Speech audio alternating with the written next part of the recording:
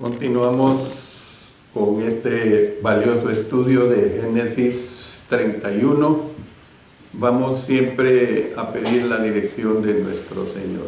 Padre Celestial, nuevamente damos nuestros agradecimientos porque nos permites seguir estudiando tu palabra tan hermosa como lo es en este libro de Génesis.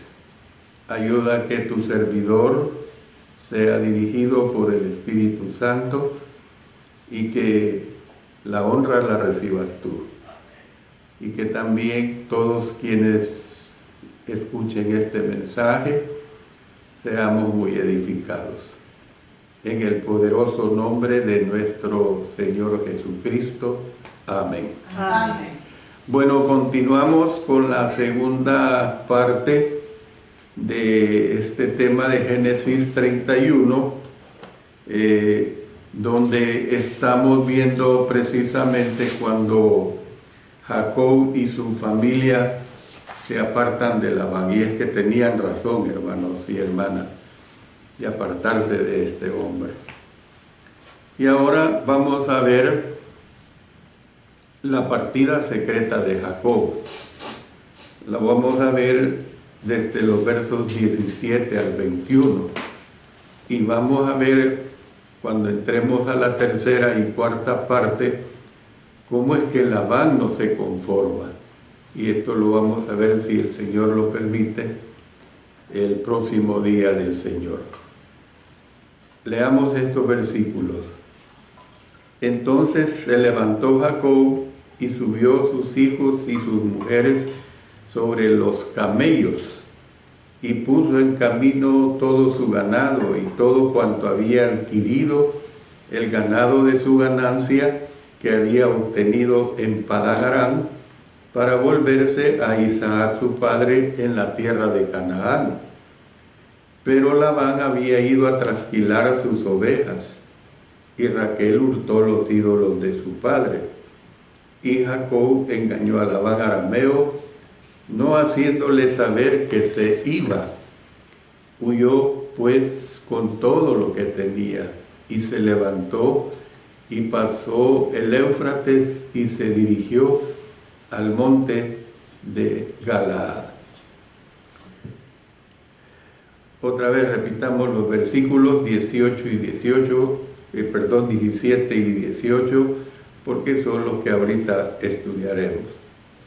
Entonces se levantó Jacob, y esto es bien importante, y subió sus hijos y sus mujeres sobre los camellos. Los camellos siempre han sido, desde que Dios los creó, animales de gran resistencia.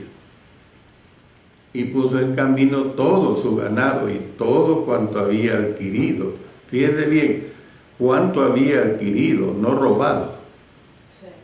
El ganado de su ganancia que había obtenido en Padán Aram, para volverse a Isaac su padre en la tierra de Canaán. En vista de que Raquel y Lea respondieron favorablemente al llamado de Dios para que su marido saliera de Aram y regresara a Canaán, Jacob comenzó la enorme tarea de preparar el traslado. Ya hemos visto cómo es que Lea y Raquel vivían inconformes con su padre. Entonces, yo puedo ver a estas dos mujeres felices, contentas de abandonar a esta tierra. En ese momento, Jacob tenía 4 mujeres. Tenía una docena de hijos, tenía un séquito de sirvientes masculinos y femeninos, además de manada de animales, porque ustedes pueden ver en el verso 43 del capítulo 30, y se enriqueció el varón muchísimo, y tuvo muchas ovejas y siervas y siervos y camellos y asnos. Entonces, las posesiones de Jacob eran también numerosas. Parece que lo dije en una de las clases. No podemos establecer si llegó a ser mucho más rico que su abuelo Abraham, pero llegó a tener muchas posesiones. En Génesis 32, los versículos 13 y 15, miren lo que dice: y durmió ahí aquella noche y tomó de lo que le vino a la mano un presente para su hermano Esaú. Miren el presente. Ustedes ahí pueden deducir la cantidad, todo lo que él tenía. 200 cabras y 20 machos cabrillos, 200 ovejas y 20 carneros, 30 camellas paridas, imagínense, con sus crías, 40 vacas y 10 novillos, 20 asnas y 10 borricos. Entonces, Jacob colocó a sus esposas e hijos sobre los camellos y reunió su séquito y todo lo necesario para el viaje, todo su ganado y todo cuanto había adquirido en Padán Aram. Luego comenzaron su viaje a la tierra de Canaán para ir a Isaac, su padre. Yo personalmente siempre he tenido un deseo, nunca lo voy a cumplir, por supuesto, de montar un camello. Qué hermoso ha de ser montar un camello y sentirse a esta altura. Es algo, pienso yo, de mucho privilegio montar un camello. Bueno, versículo 19. Pero Labán había ido a trasquilar sus ovejas y Raquel hurtó los ídolos de su padre. O sea, trasquilar las ovejas era rasurarlas de ese pelaje tan grueso. Evidentemente que tenía que ser la época de calor, porque evidentemente que este pelaje era sofocante para las ovejas. Entonces, aparte de que toda esa lana pues que sacaban de las ovejas producía grandes riquezas, y ya lo sabemos, que actualmente hay una gran producción de la lana de las ovejas. Labán pues no estaba al tanto de la partida de Jacob, porque él y sus hijos se habían reunido con otros pastores durante varios días precisamente para trasquilar sus ovejas. Dice que los versos en el capítulo 38, versos 12 y 13, pasaron muchos días y murió la hija de Suga, mujer de Judá. Después Judá se consoló y subía a los trasquiladores de sus ovejas a Timnat, él y su amigo Ira, el adulamita. Y fue dado aviso a Tamar diciendo: he aquí tu suegro sube a Timnat a trasquilar sus ovejas. O sea, evidentemente que esta era una industria, el trasquilamiento de las ovejas, que les producía mucho dinero. Dice también en primer libro de Samuel, capítulo 25, vamos a leer desde el verso 2 hasta el 8. Primero Samuel 25, 2 al 8. Y en Maón había un hombre que tenía su hacienda en Carmel, el cual era muy rico, y tenía 3,000 ovejas y 1,000 cabras. Ya imagínense ustedes toda la lana que sacaba. Y aconteció que estaba esquilando sus ovejas en Carmel, y aquel varón se llamaba Nabal y su mujer Abigail. Era aquella mujer de buen entendimiento y de hermosa apariencia. Pero el hombre era duro y de malas obras, y era del linaje de Caleb. Y oyó David en el desierto que Nabal esquilaba sus ovejas. Entonces envió David 10 jóvenes y les dijo: subid a Carmel e id a Nabal y saludarle en mi nombre, y decirle así: sea paz a ti y paz a tu familia y paz a todo cuanto tienes. He sabido que tienes esquiladores. Ahora tus pastores han estado con nosotros, no les tratamos mal, ni les faltó nada en todo el tiempo que han estado en Carmel. Pregunta a tus criados y ellos te lo dirán. Hallen por tanto estos jóvenes gracia en tus ojos, porque hemos venido en buen día. Te ruego que des lo que tuvieres a mano a tus siervos y a tu hijo David. Y luego tenemos otra cita en 2 Samuel 13, 23 al 25. Aconteció pasados 2 años que Absalón tenía esquiladores en Baal-Azor, que está junto a Efraín, y convidó a Absalón a todos los hijos del rey. Y vino Absalón al rey y dijo: he aquí tu siervo tiene ahora esquiladores. Yo ruego que venga el rey y sus siervos con tus siervos. Y respondió el rey Absalón: no, hijo mío, no vamos todos, para que no te seamos gravosos. Y aunque porfió con él, no quiso ir, más le bendijo. Entonces, a primera vista, parece extraño que ni Labán ni sus hijos extrañaran la ausencia de Jacob y sus rebaños en la esquila, porque ya lo he mencionado hace un momento, que era el tiempo de la esquila, y evidentemente había un lugar o lugares especiales para llevar a las ovejas y esquilarlas.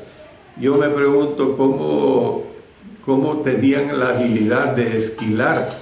Ahora en día, evidentemente que todo es moderno, con maquinarias esquilan a las ovejas. Pero en aquellos tiempos no, me imagino que los machetes o las cumas o cierto tipo de cuchillos los afilaban de una manera que podían cortar al ras la lana de las ovejas sin herirles, o sea, sin causarles daño, pues. Entonces, ¿qué es lo que vemos? Que a primera vista parece extraño que ni Labán ni sus hijos extrañaran la ausencia de Jacob y sus rebaños en la esquila. Yo lo que puedo ver aquí, mis hermanos y hermanas, es precisamente que este hombre y sus hijos lo habían aprendido también así. Lo que le importaba era velar por su rebaño y punto. Y eso le hizo no ver la ausencia de Jacob con su rebaño para proceder a la esquila, porque era el tiempo.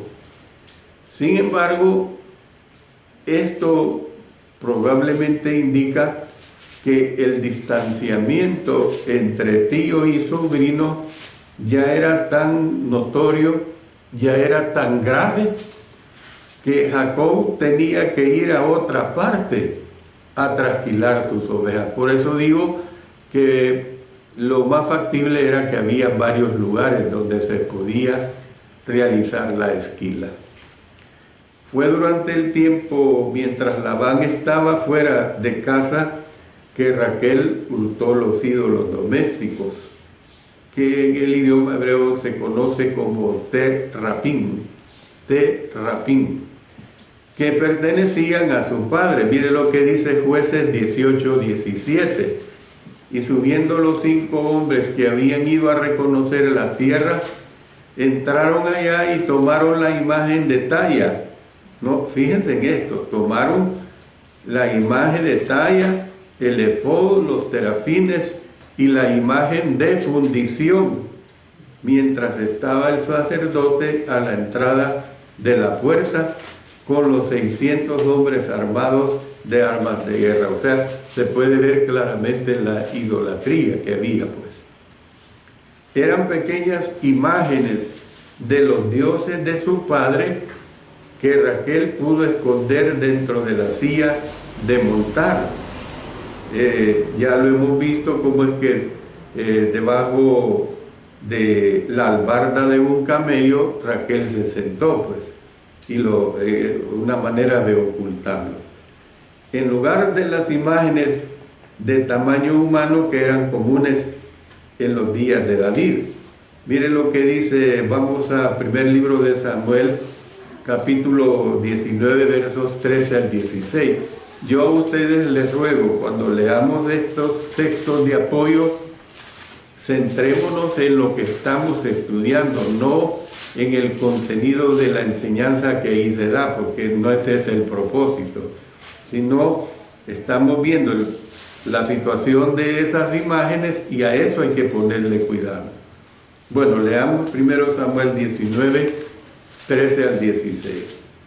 Tomó luego Mical una estatua, miren, una estatua, y la puso sobre la cama, y le acomodó por cabecera una almohada de pelo de cabra, y la cubrió con la ropa, que es la estatua.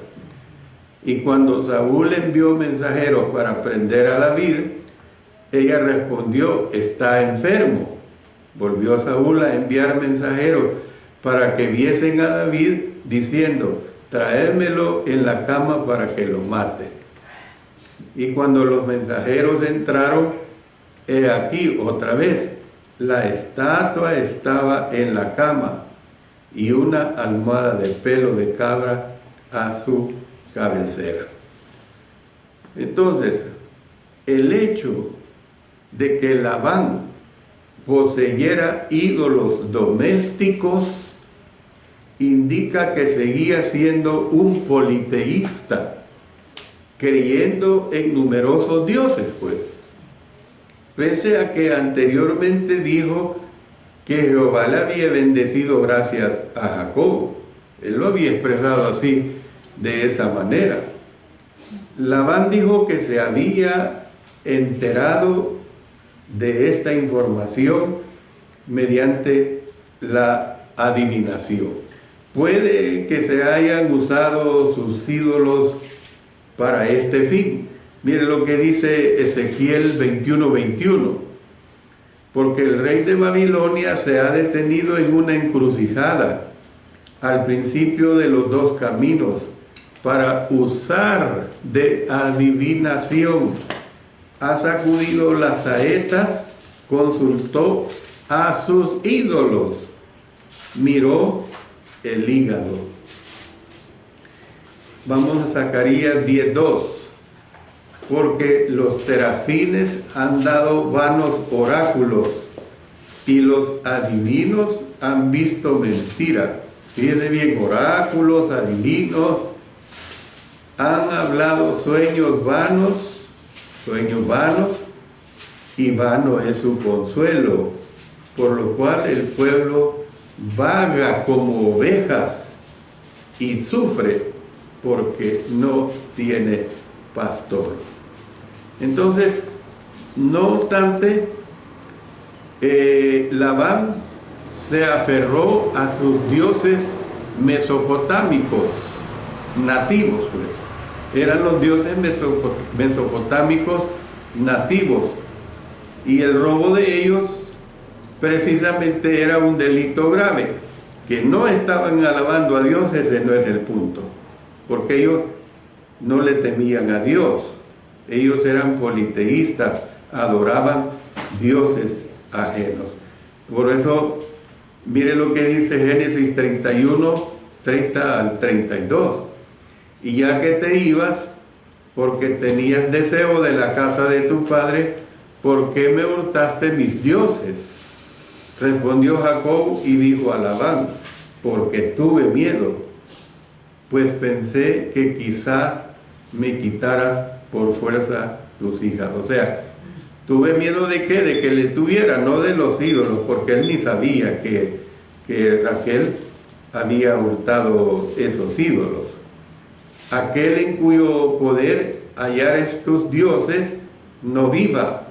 Delante de nuestros hermanos, reconoce lo que yo tengo tuyo y llévatelo. Jacob no sabía, pues, lo que acabo de decir, que Raquel los había hurtado.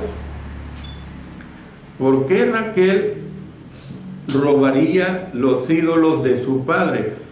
Ella, como hija que era, sabía perfectamente lo que su padre adoraba. Sabía perfectamente. Hay varias respuestas posibles a esta pregunta.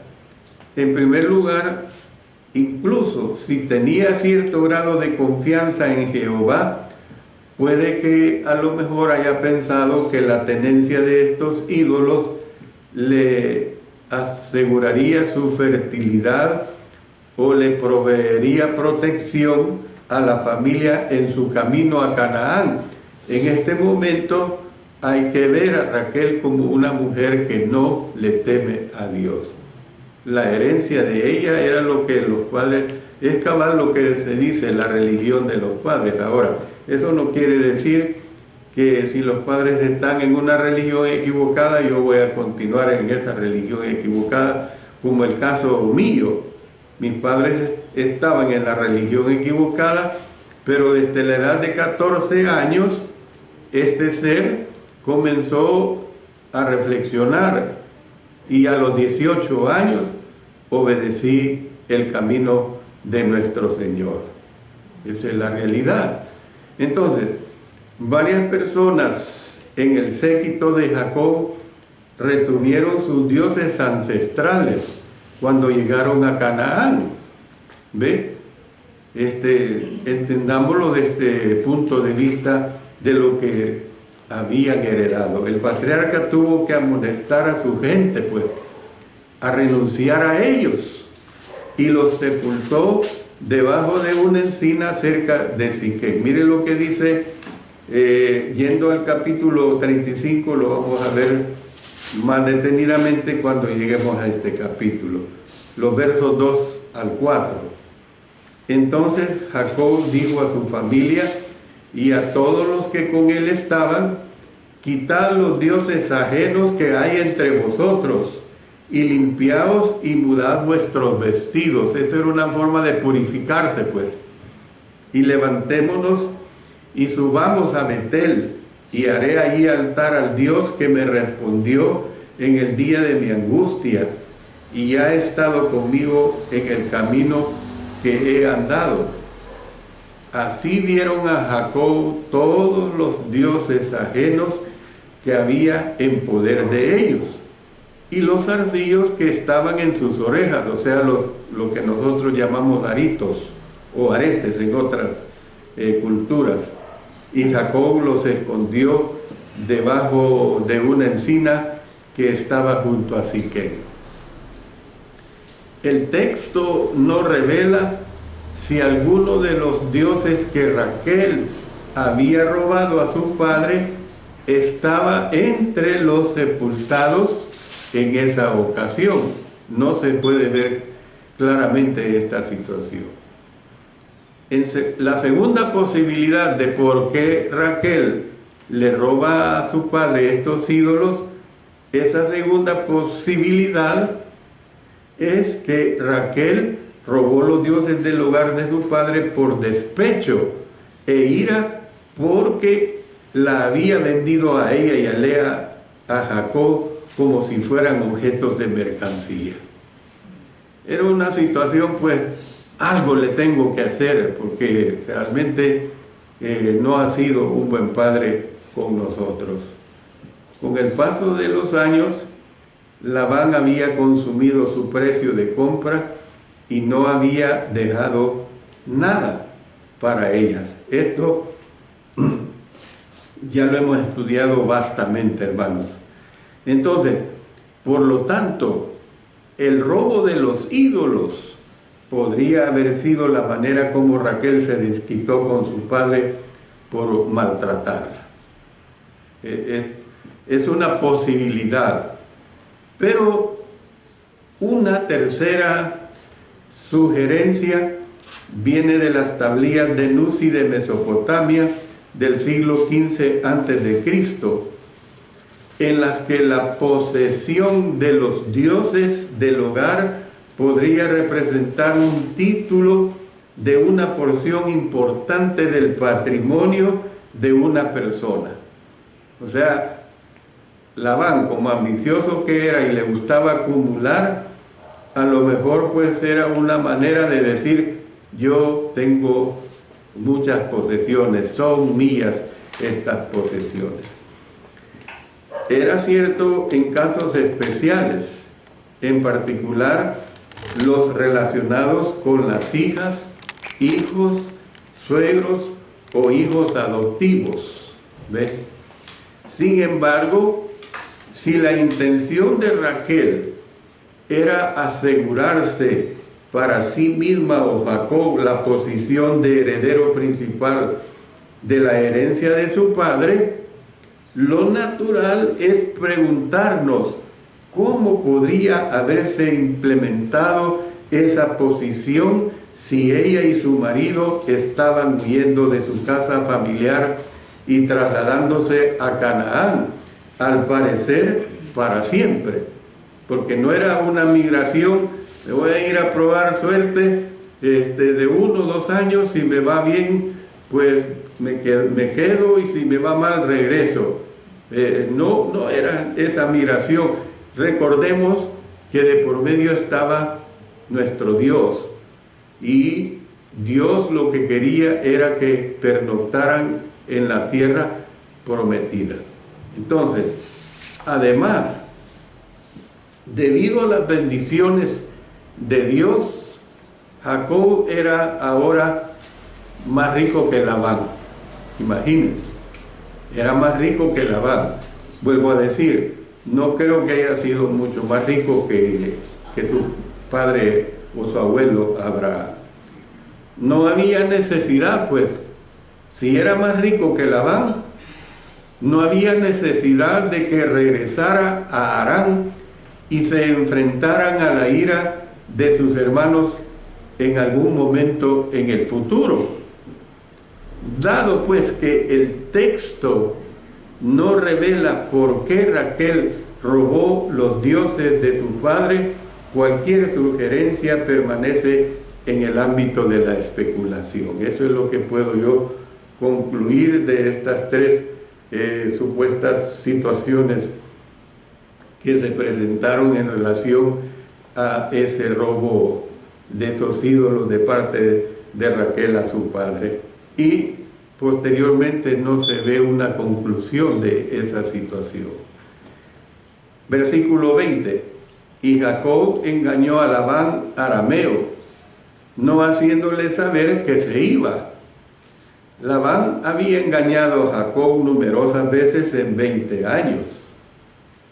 En lugar de engaño, o engañó, mejor dicho, una traducción más literal del texto hebreo dice que él hurtó el corazón. Se lo repito, hurtó el corazón de su suegro. La misma palabra usada para el robo de Raquel de los dioses de la casa en el versículo 19 se repite aquí. Ella hurtó, o sea, la palabra hebrea ganao, con B al final, B labial al final. Ella hurtó los ídolos de Labán, mientras que Jacob hurtó, ganar su corazón. Y no hay cosa más dura. Los ídolos al fin eran ídolos, pero no hay cosa más dura que hurtar el corazón de una persona.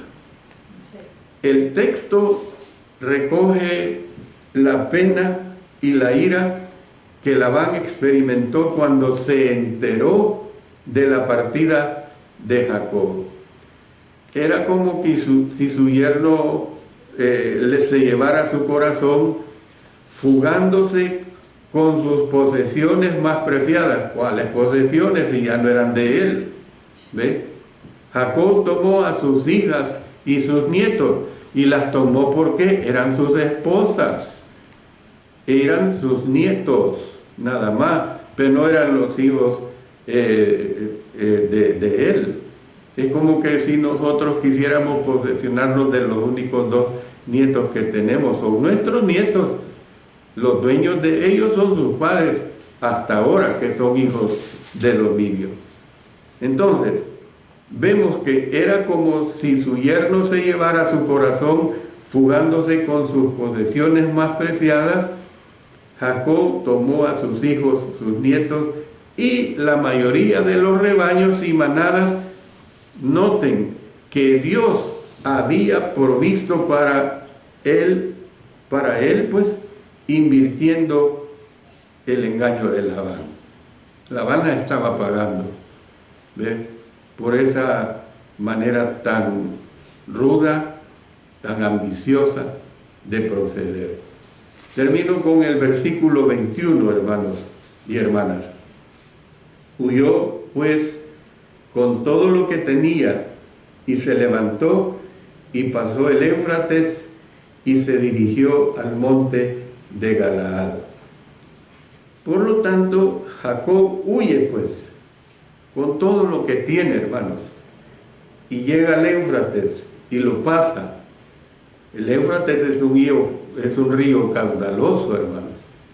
Luego siguió adelante y se dirigió al monte de Galaad, que estaba al sur del mar de Galilea, al oriente del río Jordán.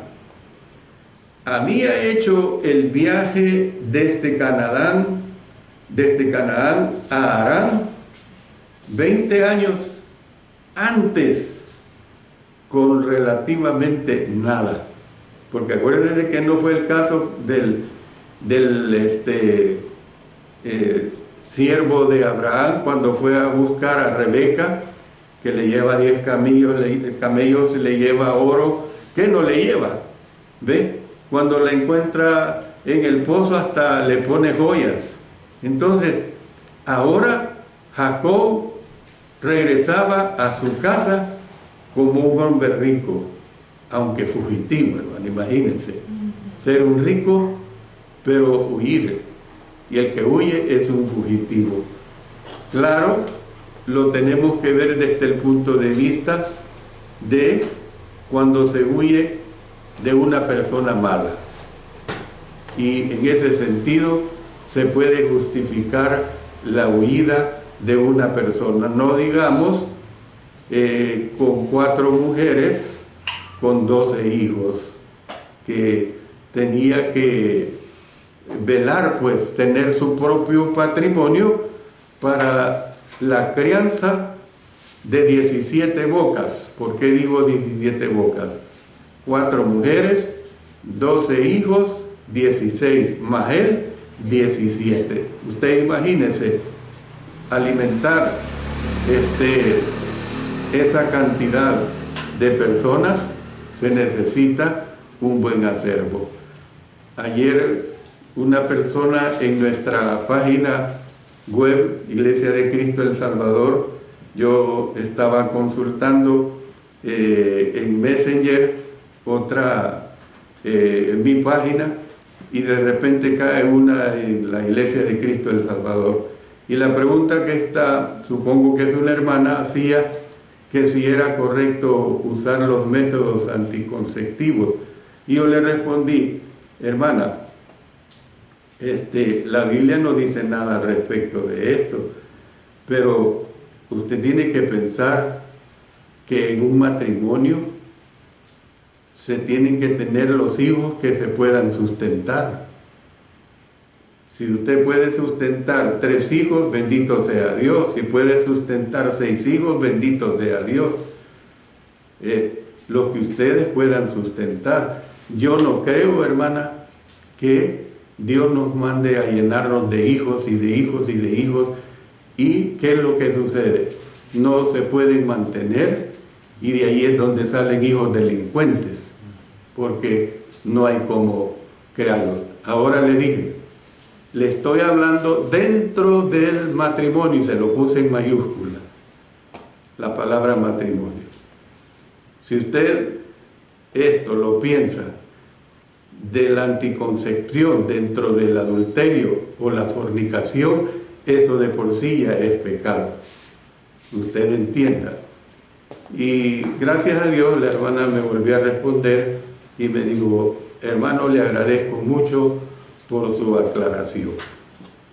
Jacob en este tiempo pudo engendrar 12 hijos, los pudo mantener porque el acervo que llegó a tener fue lo suficiente para criar a estos hijos.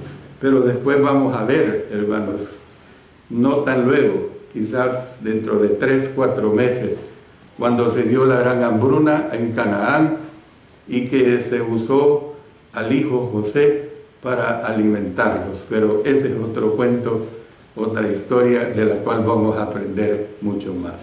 Dios bendiga a cada uno de ustedes, hermanos, y bendiga su bendita palabra aún más. La palabra en sí es bendita, pero ¿en qué sentido digo que sea bendita? En que nosotros hagamos honor a esa palabra. Oremos. Padre Celestial, bendícenos, Señor, cada día, cada momento, a valernos más de todo lo que nos das a través de tan nobles y grandes enseñanzas. Gracias, Padre Celestial. En el nombre de nuestro Señor Jesucristo. Amén. Amén.